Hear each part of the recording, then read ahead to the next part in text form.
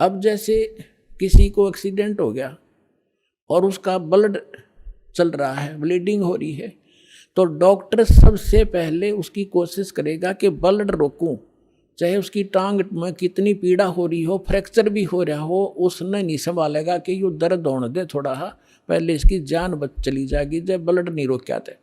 तो वो कह रहा होगा है मर गया, पैर टूट गया है मर गया, तो वो अलग बात है, पहले वो ब्लड रोकेगा फिर उस टांग ने संभालेगा, उस तक जान नहीं जा सकती। तो इसी प्रकार आप यहाँ आए हो केवल एक उद्देश्य लेकर, और परमात्मा को पता है कि कल ने इसके ऊपर एक ऐसी आपत्ति आओगी, इसकी जान जानी है या कोई और भयंकर अटैक है इसके ऊपर, तो पहले मालिक आपके उस संकट न हटावेगा जो भविष्य में और आने वाला इससे भयंकर। और आप ये सोचोगे एक बता मेरा ये संकट ना ठीक हुआ, 2 बार लिया, तीसरी बार आ ली, 5वीं हाजिरी होगी। पुणात्मा या तो आजीवन आने की नीयत बनाओ, जब आपका कल्याण होगा। ईसा बालक नहीं भगवान के झाड़े ला देर जा तुम अपने राज्य हम अपने राज्य, नहीं, आपके असंग जन्म का कोड कटेगा यहाँ से। अब जो प्रसंग चल रहा है कि जिन जैसे सतयुग के अंदर पुण्यात्मा जन्म लेती है और उनके लिए परमात्मा ऐसा माहौल बना देता है, फलदार वृक्ष होते हैं सब जगह। जैसे आजकल हम कणक पैदा करते हैं कितनी मेहनत करके, उस समय ये ऐसे खड़े रहते जैसे सामक देखा हुआ आपने, ऐसे खड़े रहते हैं और जाओ और तोड़ो और झाड़ो, पकाओ और खाओ, फल तोड़ो खाओ और भजन, और उसमें भजन सभी करते हैं, उनकी एक ऐसी श्रद्धा होती है। तो वो भक्ति करते हैं शास्त्र विरुद्ध, और सुख सारे उपलब्ध हैं, शरीर भी स्वस्थ है, लाखों वर्ष जीवन भी रहता है, बाप से पहले बेटा भी नहीं मरता है, और विधवा औरत विधवा नहीं होती हैं। तो वो ये सोच रहे कि हम जो साधना कर रहे हैं इससे में लाभ है, नहीं, यह भूल मार रही है हमने आज तक।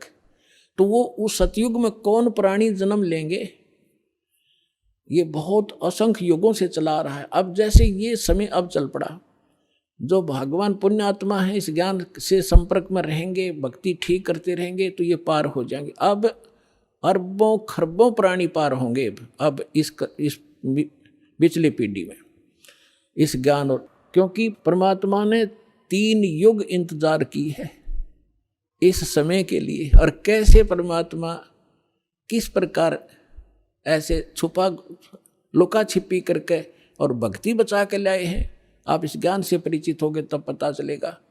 कहीं भी जैसे आप सोचा करते श्री कृष्ण ने साड़ी बढ़ा दी द्रौपदी की, श्री कृष्ण नर के बस का ना था कुछ भी। परमात्मा की श्रद्धा बनाए रखने के लिए परमात्मा कहते मैं ही सौछल छिद्र करता हूँ, वही उसी संत का रूप बनाकर चले जाते हैं जो जिस गुरु पर आश्रित है, और उसका काम कर देते। भगत में आस्था बनी रहती है, और वो ने सोचा मेरे गुरु से या इस साधना से ठीक हो गया, होता उसके पूर्व जन्म के संस्कारों से। तो परमात्मा ने इस भक्ति को बचा के जीवित रखना था, इसलिए आपको यहाँ तक लाए हैं। तो अब जो पार होंगे वो तो होंगे ही होंगे। मालिक का वचन है सकल सृष्टि प्रवानिक होई, पूरा विश्व और नाम लेगा, मोक्ष होगा। फिर क्या होगा कि लास्ट में फिर ये तो स्वभाव है इस गंदे लोग का, एक फिर धीरे धीरे चाहकर परंपरा बिगड़ना शुरू हो जाती है। तो उस समय लास्ट में जो भक्त भक्ति यही कर रहे होंगे लेकिन वो पार नहीं हो पाएंगे, उनकी संख्या भी थोड़ी नहीं होगी, बहुत लाखों और करोड़ों में होंगे जो पार नहीं हो सकेंगे, लेकिन भक्ति संग्रहित हो जाएगी उनकी जबरदस्त।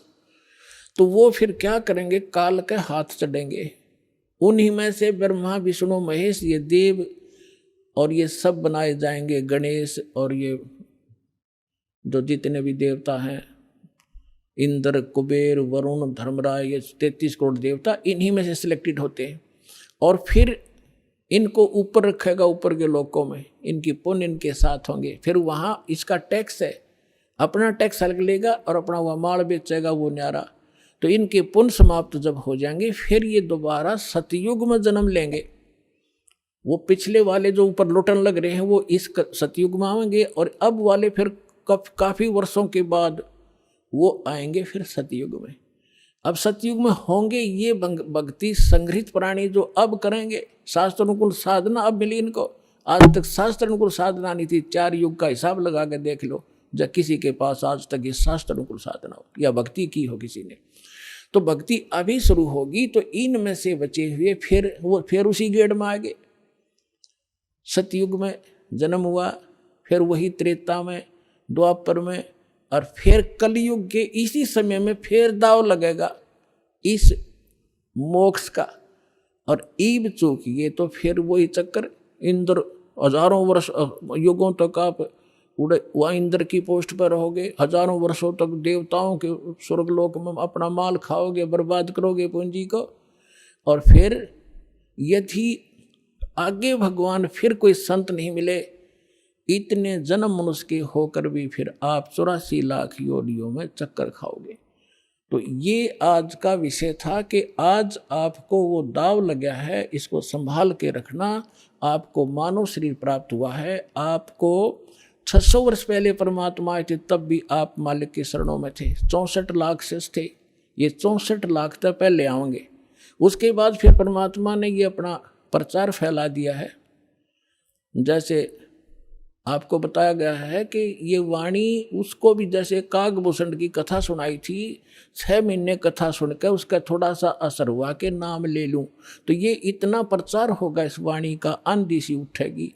तो वो जो टर्न वाइज भी जिनका नंबर मनुष्य का आया है, वो कुछ दिन के बाद आ जाएंगे, शरण में आना पड़ेगा, और इस प्रकार ये सबका मोक्ष होगा। बोलो सतगुरुदेव।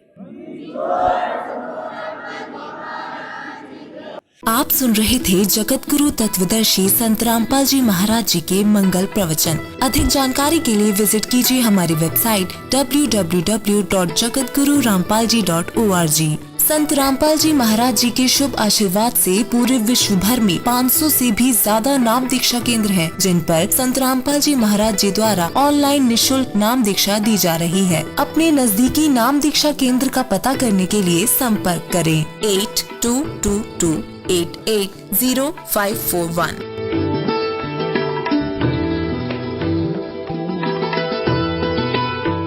भाई जो गुरु बचन पे डट गे रकट गे फंद 84 के। भाई जो गुरु बचन पे डट गे रकट गे फंद 84 के। कट गे फंद 84 के, रकट गे फंद 84 के। भाई जो गुरु बचन पे डट गे रकट गे फंद 84 के। वस्तु मिली ठोड़ की ठोड़, मिट गई मन पापी की दौड़। वस्तु मिली ठोड़ की ठोड़, मिट गई मन पापी की दौड़। ये भरम मिटे मथुरा काशी के, भरम मिटे मथुरा काशी के। भाई जो गुरु बचन पे डट गे रकट गे फंद